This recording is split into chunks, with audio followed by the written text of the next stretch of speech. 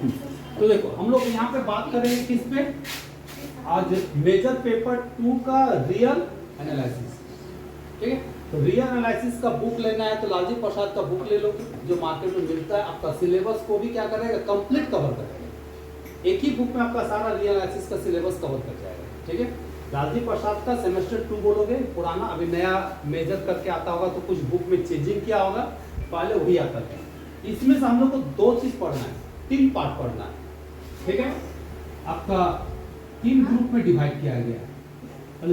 Group A, group B और group C. ठीक है, ग्रुप ए में हम लोग को सेट थ्योरी से रिलेटेड क्वेश्चन पढ़ना है, रियल नंबर के बारे में पढ़ना है। इसमें क्या पढ़ना है, रियल नंबर के बारे में, जिसमें आपका ओपन सेट, क्लोज सेट, ठीक है, काउंटेबल, अनकाउंटेबल वगैरह है। यहां से आपका एक क्वेश्चन रहेगा। ग्रुप बी में हम लोग को पढ़ना है सीक्वेंस। क्या पढ़ना है, सीक्वेंस। इसमें भी हम लोग को सीक्वेंस में चेक करना है कि सीक्वेंस कन्वर्जेंट है या डाइवर्जेंट। यहां से हम लोग को 2 क्वेश्चन पूछेगा। और यहां तीसरा ग्रुप हो गया सीरीज। इसमें भी हम लोग बात करेंगे कि सीरीज कन्वर्जेंट है या डाइवर्जेंट। यहां से मेरा क्वेश्चन रहेगा 3। ठीक है, टोटल कितना हो गया, 6। जवाब कितना देना है, 4। और ऑब्जेक्टिव जो आप लोगों को पूछेगा या शॉर्ट पूछेगा, जो 2 नंबर क्वेश्चन शॉर्ट रहता है 5-5 नंबर का, वो पूरे सिलेबस में से कहीं से भी दे, उसका कहीं पे कोई मापदंड नहीं। ऑब्जेक्टिव क्वेश्चन जो 1 मार्क्स का रहता है, या वेरी शॉर्ट क्वेश्चन देगा या एमसीक्यू देगा, वो क्वेश्चन आपको तीनों ग्रुप में से किसी भी ग्रुप से देगा। लेकिन लॉन्ग क्वेश्चन आपका बटा हुआ है, इससे एक क्वेश्चन जिसमें काउंटेबल, अनकाउंटेबल वगैरह पढ़ना रहता है, ओपन सेट, क्लोज सेट। ठीक है, और सीक्वेंस से 2 क्वेश्चन और सीरीज से 3 क्वेश्चन। तो सबसे आसान होता है हम लोग भी दोनों को पकड़ना। यहां से पकड़ सकते हैं थोड़ा सा लैंग्वेज, इसका जो थ्योरम है थोड़ा सा लैंग्वेज टाइप का है, तो लोग यहां से कम पकड़ता है। यहां से 5 क्वेश्चन में इजीली से हम लोग को 4 क्वेश्चन मिल जाता है। 5 में से 4 इजीली हम लोग पकड़ लेते हैं। कभी कभी अगर क्वेश्चन को बहुत ज्यादा कॉम्प्लेक्स करता है तो थोड़ा बच्चा लोग परेशान होता है, तो यहाँ से स्टेपनी इसको बोलते हैं, यहाँ से हम लोग एक क्वेश्चन को कवर कर लेते हैं। पिछले बार क्वेश्चन को थोड़ा सा घुमाया था, बाकी साल में क्वेश्चन बहुत सॉलिड दिया था। ठीक है, तो हम लोग दोनों ग्रुप को अच्छा से करेंगे, इसको भी पढ़ेंगे। ठीक है, उसमें से हम लोग को 4 क्वेश्चन का जवाब देना है। तो हम लोग आज बात करेंगे, सबसे पहले हम लोग कंप्लीट करेंगे बड़ा वाला को, छोटा वाला को बाद में देखेंगे। हाँ, पहले बड़ा मछली को पकड़ लेता है। तो हम लोग ग्रुप सी से शुरू करेंगे, क्योंकि सबसे ज्यादा यही, अब इसी में हम लोग को न्यूमेरिकल क्वेश्चन दिए। सीक्वेंस में क्या है कि सिलेक्टेड क्वेश्चन है, 4-5 क्वेश्चन सिलेक्टेड है, और थ्योरम भी सिलेक्टेड है, और उसी में से फिक्स है कि आ ही जाता है। इसके लिए हमको ज्यादा मेहनत नहीं है, 3 दिन में दोगे तो ग्रुप भी कंप्लीट। ठीक है, चाहोगे तो 3 महीना भी लग सकता है, नहीं चाहो तो 3 दिन में भी खत्म हो सकता है। अब डिपेंड करता है तुम लोग को पढ़ना कैसे। तुम लोग को पढ़ना एग्जाम को पहले खत्म हो जाएगा ना। ठीक है, नहीं तो ये सब चीज होता है, पढ़ोगे तो 3 महीना में भी खत्म हो जाएगा, और नहीं तो 3 दिन में भी खत्म हो जाएगा। लेकिन सीरीज जो है, सीरीज हम लोग को थोड़ा सा न्यूमेरिकल है, क्वेश्चन है, बनाना है, तो इसमें थोड़ा सा समय लगेगा। तो हम लोग पहले इसी को कंप्लीट करेंगे, ग्रुप सी यानी कि सीरीज को। ठीक है, तो सीरीज समझने से पहले हम लोग को पहले सीक्वेंस समझना होगा, जो कि हम लोग क्लास 11th में पढ़े हैं, सीक्वेंस एंड सीरीज। इसमें से कौन कौन बताएगा सीक्वेंस क्या होता है, कोई बताएगा?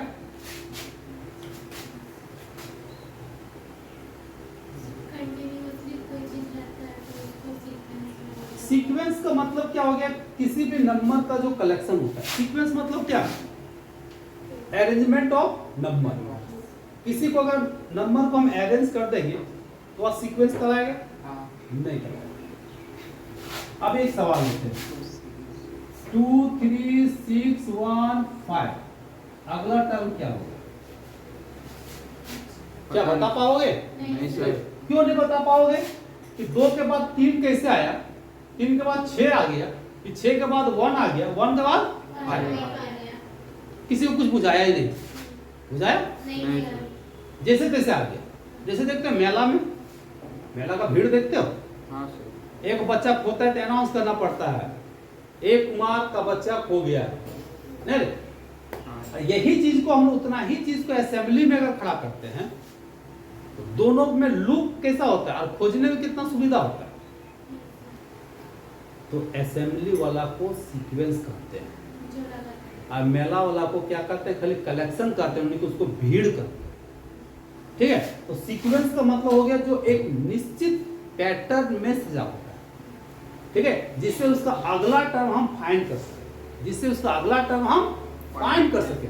ठीक है, अनाउंस ना करना पड़े कि वो बच्चा खो गया है, कृपया करके यहाँ से स्टेज उठा के ले जाए, नहीं, यह चीज नहीं होना चाहिए। सीक्वेंस का मतलब हो गया कि अगला टर्म हम फाइंड कर सकेंगे, एक पैटर्न में होता है। कोई पैटर्न है, कभी बढ़ गया तो कभी घट गया, ठीक है, अगर बढ़ेगा घटेगा तो भी वह क्या होना चाहिए, एक पैटर्न होना चाहिए।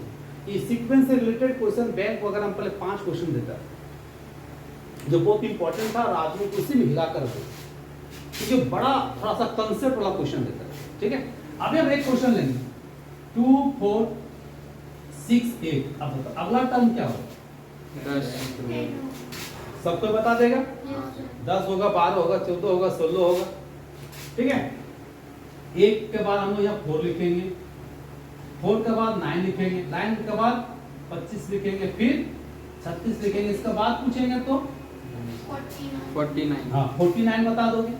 60। ठीक है, इसमें भी देखो तुम लोग टर्म को बता दे रहे हो, बता दे रहे हो कि नहीं?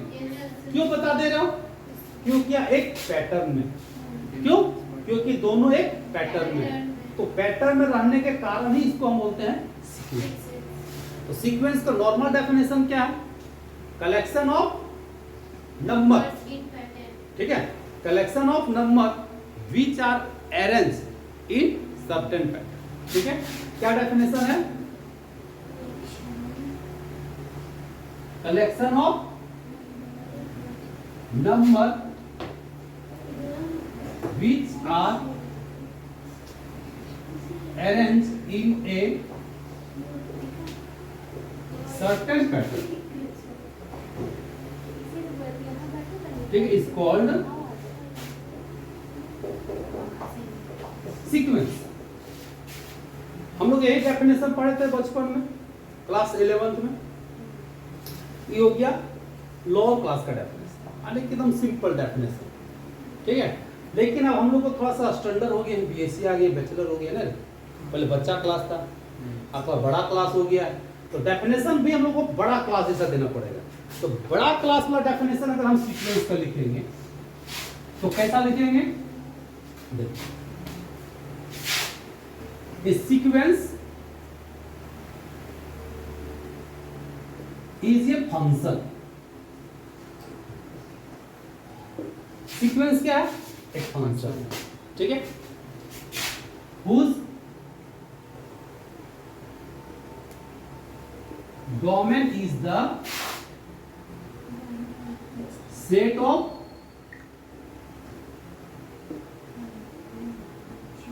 natural number with one corresponding। ठीक है, या सिंपल भाषा में इतना ही लिख सकते हैं, या आगे लिखना चाहते हो विद द one corresponding। ठीक है, या याद रखने के लिए काफी है कि a sequence is a function whose domain is the set of natural number। जिसका डोमेन क्या होगा? सेट ऑफ नेचुरल नंबर होगा, और वह क्या होना चाहिए? With corresponding one corresponding। ठीक है, जिसको मैं डिनोट कैसे करते हैं, मैं लिख सकते हो, देखो, जिसको डिनोट करते हैं इट डिनोटेड बाय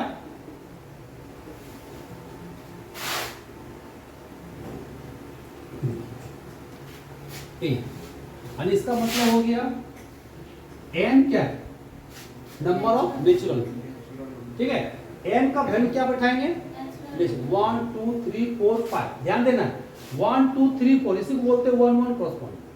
1 2 3, 1 के बाद 3 नहीं जाना, 1 के बाद 2 गया, 2 के बाद 3, 3 के बाद सीधे 5 नहीं जाना, 1 1 मतलब 1 1 ही जाना है। ठीक है, देखिए n का वैल्यू 1 लिखेंगे, फिर 2 लिखेंगे, 3 लिखेंगे, 4 लिखेंगे, डॉट डॉट ऐसे। तो इसी को बोलते हैं हम लोग क्या, सीक्वेंस। जैसे कि हम डायग्राम से समझते हैं, फंक्शन का डायग्राम कैसे बनाते हैं, इधर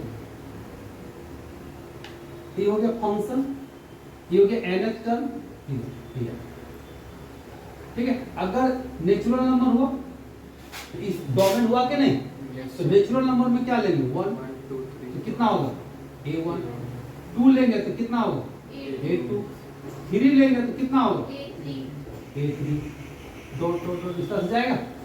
इसी को बोलते हैं सीक्वेंस। जैसे छोटा सा एग्जांपल लेते हैं अभी देखिए, सीक्वेंस का nth टर्म कितना ले लिए 2n + 1। n क्या है, अगर हम इसको सीक्वेंस बोलेंगे तो इस सीक्वेंस का nवां टर्म कौन हुआ an, ध्यान देना an क्या है, उस सीक्वेंस का nवां टर्म, उस सीक्वेंस का nth टर्म। अगर इस सीक्वेंस का nth टर्म आपको दे दिया है, कितना दिया है 2n + 1, तो सीक्वेंस बना। तो सीक्वेंस कैसे बनेगा, क्योंकि n का वैल्यू हमको पता है कि सेट ऑफ नेचुरल नंबर है, और नेचुरल नंबर हुआ होना चाहिए डोमेन, डोमेन मतलब इनपुट, और इनपुट कैसे पुट करेंगे 1 2 बूंदा बूंद 1 2 3 4 5 ऐसे गिराना है। अब 2 के बाद 5 नहीं गिरा देना, एक एक करके, इसी को बोलते हैं 1 1 क्रॉस पॉइंट। तो यहाँ पे क्या लिखेंगे, n का वैल्यू जब 1 लिखेंगे तो यहाँ भी 1 होगा, तो कितना हो जाएगा 3। जब यहाँ 2 लिखेंगे तो कितना होगा 5। जब 3 लिखेंगे तो कितना हो जाएगा 7। जब 4 लिखेंगे तो 9। देखो पैटर्न में आ रहा है, आ रहा है कि नहीं आ रहा है। देखो 3 के बाद 5, 5 के बाद 7, 7 के बाद 9, इसका बाद बोला तो खुद ही बता दोगे, 11 11 के बाद तो खुद बता दोगे। तो क्या है, ये जो संख्या आ रहा है तो सीक्वेंस में आ रहा है कि नहीं आ रहा है। अगर इसी चीज को हम 2 को ना लिख के सीधे 3 लिखेंगे तो क्या पैटर्न में सेट होगा, नहीं होगा। इससे क्या पता चला कि सीक्वेंस भी एक फंक्शन है, सीक्वेंस भी क्या है, एक फंक्शन है जिसका डोमेन नेचुरल नंबर है। समझ में आया। और उस सीक्वेंस को लिखते हैं किसमें an को। क्लियर है, तो पता चला सीक्वेंस क्या है।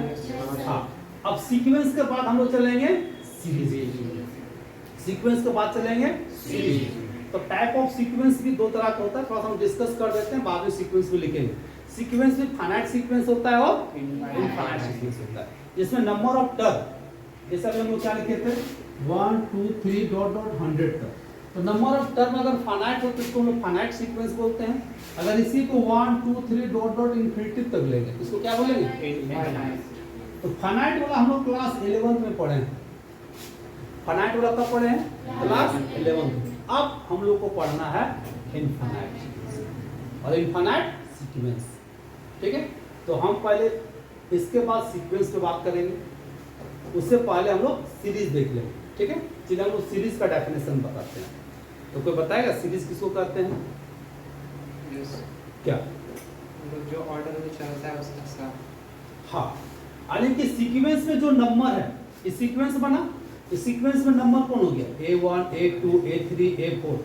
किसी भी सीक्वेंस के सारे नंबर को अगर सम के रूप में लिख देंगे वही आपका क्या कहलाएगा सीरीज।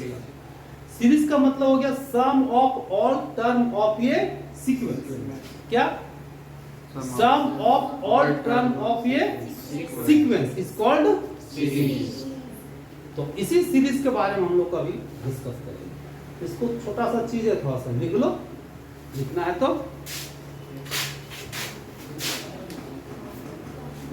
ठीक है। हम लोग बात करेंगे अभी क्या सीरीज की।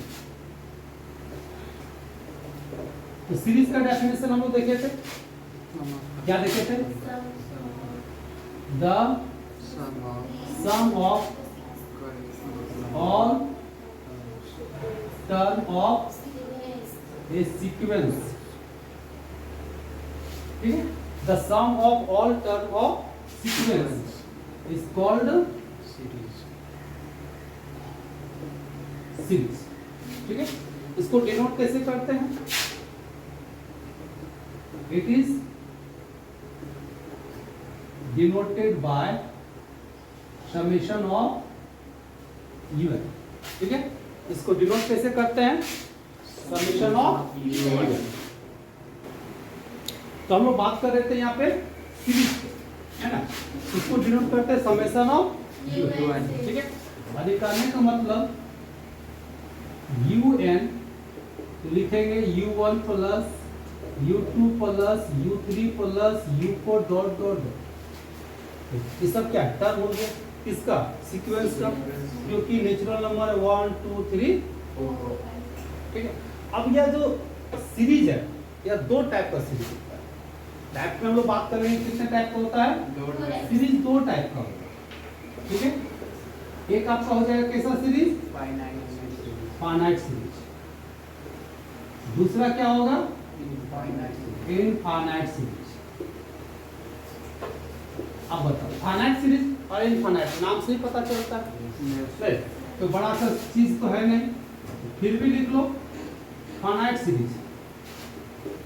ए सीरीज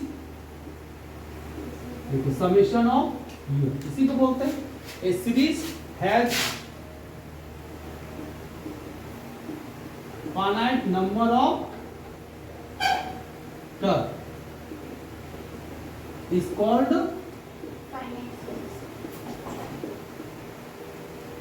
finite series। जैसे एग्जांपल के लिए 1 plus 2 plus 3 plus 4 plus 6 plus 7 plus 8 plus 9 कैसा सीरीज है? Finite series. अगर हम सेकंड में लेते हैं 2 plus 4 plus 6 plus 8 dot dot dot dot 100, ये भी क्या है? Finite. Second number infinite series. कैसा सीरीज? इनफाइनाइट। ये देखो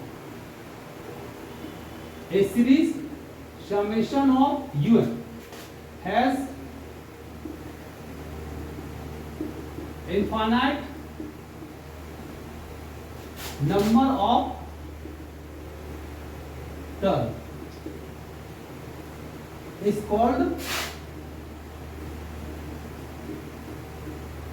इनफाइनाइट सीरीज। अगर नंबर ऑफ टर्म कैसा हो? इनफाइनाइट, इसको क्या बोलेंगे? Infinite series. जैसे एग्जांपल के लिए इसी को लेते हैं 2 plus 4 plus 6 plus 8 plus dot dot dot dot dot कहां तक? इनफिनिटी। हाँ बोलो। 4 के बाद 5 में 1 प्लस 2 प्लस 4 के बाद 5 छूट गया तो चलिए 5 लिख देते हैं प्लस 6। अभी ठीक है, अब यहाँ पे देखो 4 plus 2 4 6 8 dot dot dot dot कहां तक? इनफाइनाइट। अब हम बोलेंगे इसमें टोटल नंबर ऑफ टर्म कितना है, तो मालूम है?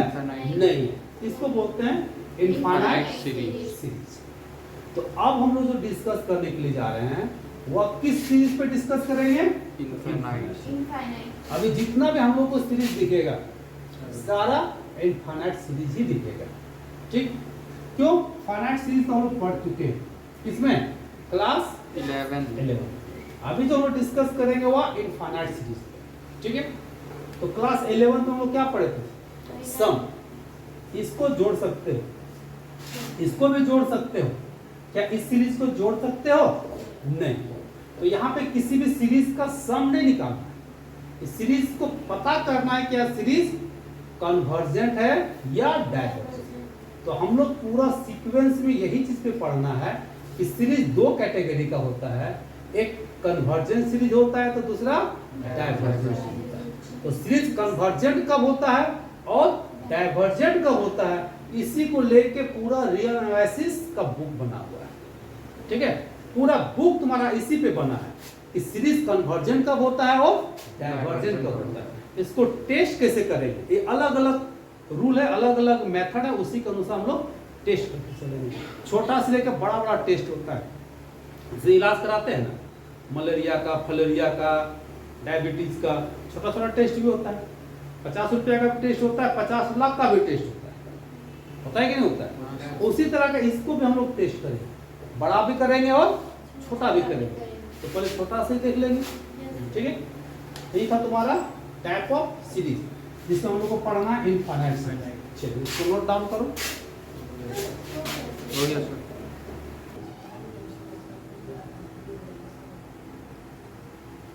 तो हम लोग बात करते हैं यहाँ पे सीरीज को। तो सीरीज हम लोग देखते हैं कि दो तरह का है, एक कन्वर्जेंट सीरीज और दूसरा डाइवर्जेंट सीरीज। ठीक है, अब इसी पे टोटल तुम्हारा रियल एनालिसिस डिपेंड करता है। उसमें से कन्वर्जेंट सीरीज हम लोग पता करेंगे। अगर कोई सीरीज दिया है, टोटल कैसा सीरीज पे बात करेंगे, तो सीरीज होगा तुम्हारा फाइनाइट इनफाइनाइट सीरीज। कैसा सीरीज होगा, इनफाइनाइट तो फाइनाइट सीरीज क्यों नहीं पढ़ रहे हैं, पढ़ लिया पढ़ 11th पढ़ चुके हैं। और जो भी अगर फाइनाइट सीरीज हो, कैसा सीरीज हो, फाइनाइट सीरीज हमेशा कन्वर्जेंट। याद रखना, फाइनाइट सीरीज क्या होता है, हमेशा कन्वर्जेंट होता है। अगर मान लो तुम लोग को यूनिवर्सिटी बोल देगा कि खाली नाम लिखा लो उसके बाद सब पास, तो क्या कोई पढ़ेगा, नहीं सर नहीं पढ़ेगा। वही बात है, क्योंकि फाइनाइट सीरीज है तो वह क्या होता है, कन्वर्जेंट होता है। डाइवर्जेंट का मतलब ही नहीं है। तो क्या कन्वर्जेंट और डाइवर्जेंट में फाइनाइट सीरीज से कोई लेना देना है, नहीं है। नहीं। इनफाइनाइट सीरीज ही होता है कन्वर्जेंट और डाइवर्जेंट। यही होता है कन्वर्जेंट और डाइवर्जेंट डाइवर्जेंट, इसका शॉर्ट। ठीक है, तो इसलिए हम लोग को इनफाइनाइट सीरीज पे ही डिस्कस करना है। तो कोई भी इनफाइनाइट सीरीज का कन्वर्जन कब होता है, an infinite series is called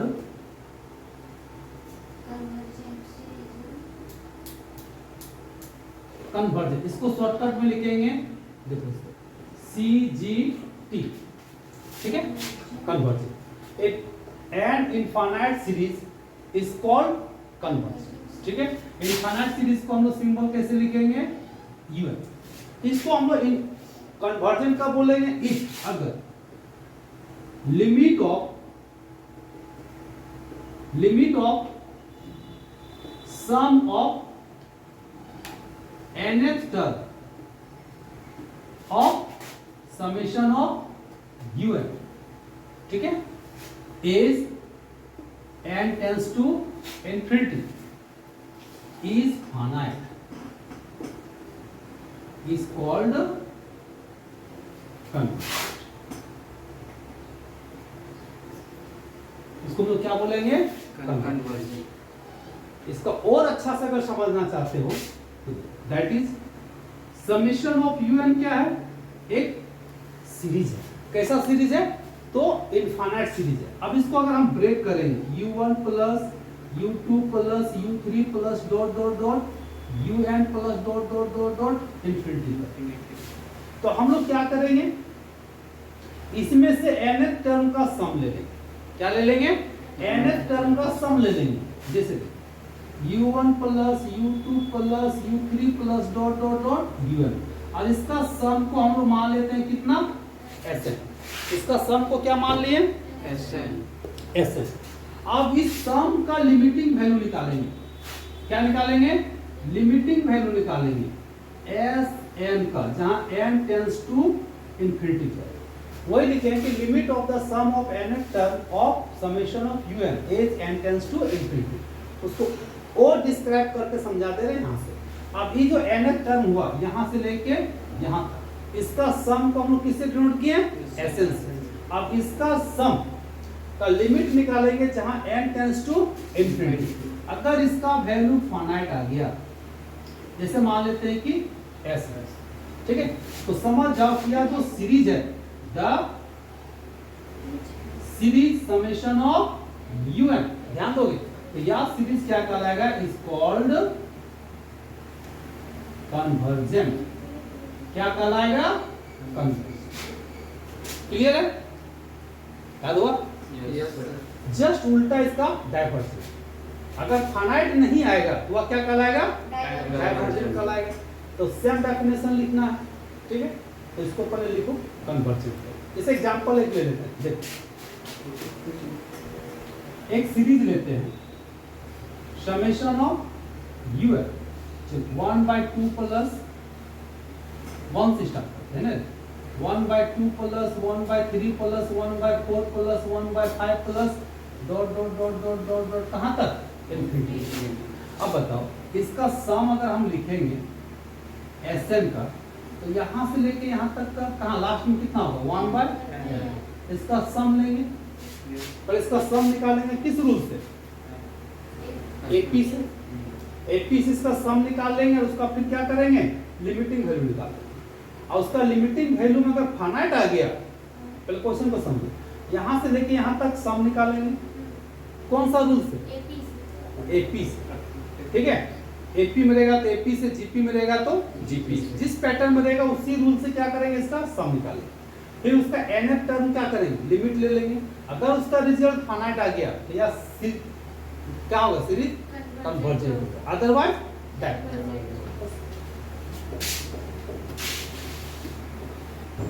देखो यहाँ पे हम लोग बात करते हैं किस पे?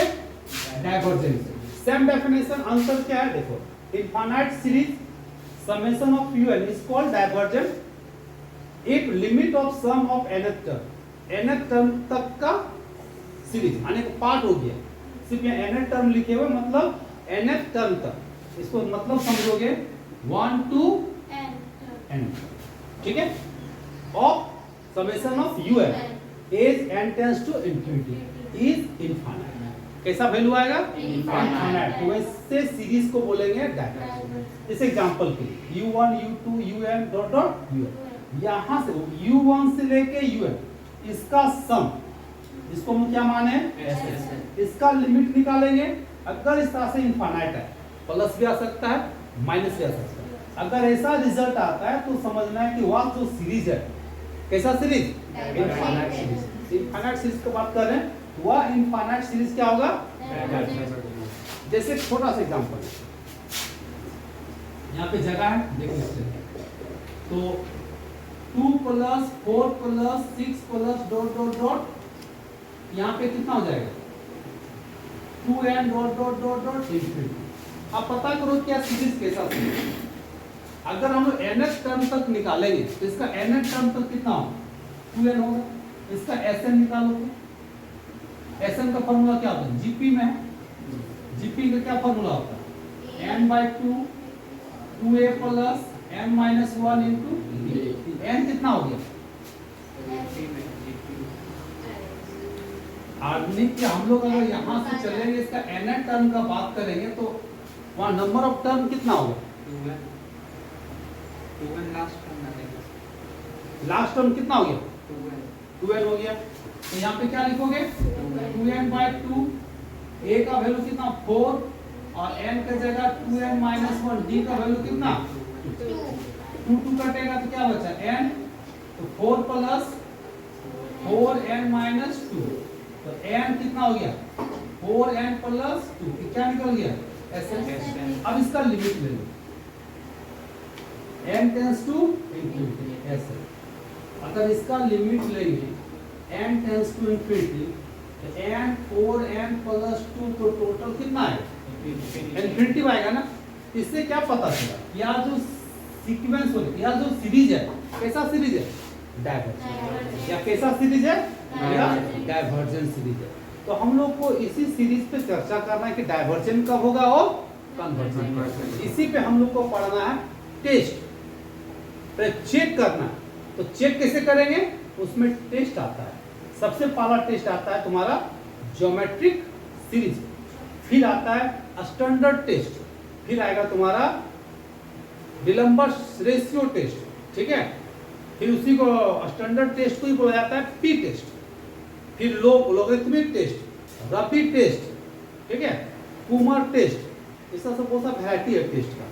एक टेस्ट फेल होगा, दूसरा लागू करेंगे, दूसरा फेल करेगा, तीसरा लागू करेंगे, तीसरा फेल करेंगे, चौथा लागू करेंगे। तो हम लोग को सिलेबस में जो जो टेस्ट पढ़ना है वो सब टेस्ट पे हम लोग एक एक करके चर्चा करेंगे। एक फेल हुआ तो फिर दूसरा दूसरा, हाँ, चेक करिए। क्वेश्चन बनाने में हम लोग लिख